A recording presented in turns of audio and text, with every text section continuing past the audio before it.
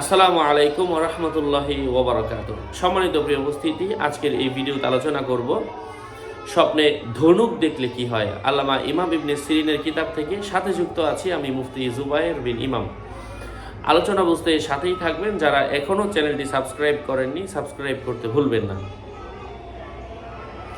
স্বপ্নে ধনুক দেখা এর অর্থ হচ্ছে স্বপ্নদ্রষ্টার কাছে গোপন কোনো সংবাদ আসার আলামত বুঝতে হবে। জৈনক ব্যক্তি দেখল সে ধনুকের দ্বারা আঘাত করেছে। স্বপ্ন ব্যাখ্যা বিশারদগণের কাছে জিজ্ঞাসা করা হলো যে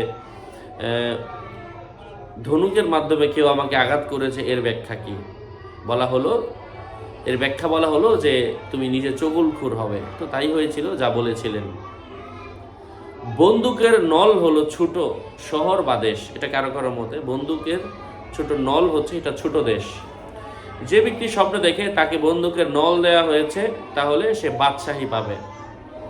বন্দুকের নল দেখার ব্যাখ্যা হলো নিরাপত্তার নারী, নেতৃত্বের যোগ্য ব্যক্তি তাদের জন্য নেতৃত্ব দিবে।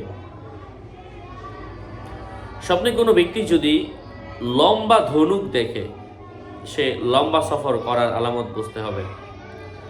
যে ব্যক্তি আরবের একটি ধনুককে লম্বা করেছে দেখলো, সে সম্ভ্রান্ত লোকের কাছে সফর করবে, তার সফরটি সম্মানের সঙ্গে হবে।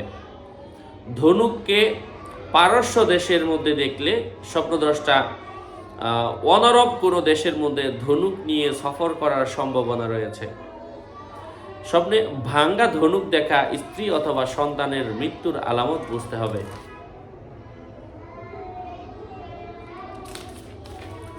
স্বপ্নে কোনো মানুষ যদি ধনুক ক্রয় করতে দেখে, বিবাহিত হয়ে থাকে, তার ছেলে সন্তান হওয়ার সম্ভাবনা রয়েছে। ধনুক সন্তানের দিকে সম্পৃক্ত হলে সন্তান লেখক হওয়ার সম্ভাবনা রয়েছে। আশা করছি উপকৃত হয়েছেন। আরও আপডেট পেতে সাথেই থাকবেন। আপনাদের মঙ্গল এবং দীর্ঘায়ু কামনা করে এখানে শেষ করছি। দেখা হবে অন্য কোনো এপিসোডে। আসসালামু আলাইকুম ওয়া রাহমাতুল্লাহি ওয়া বারাকাতুহু।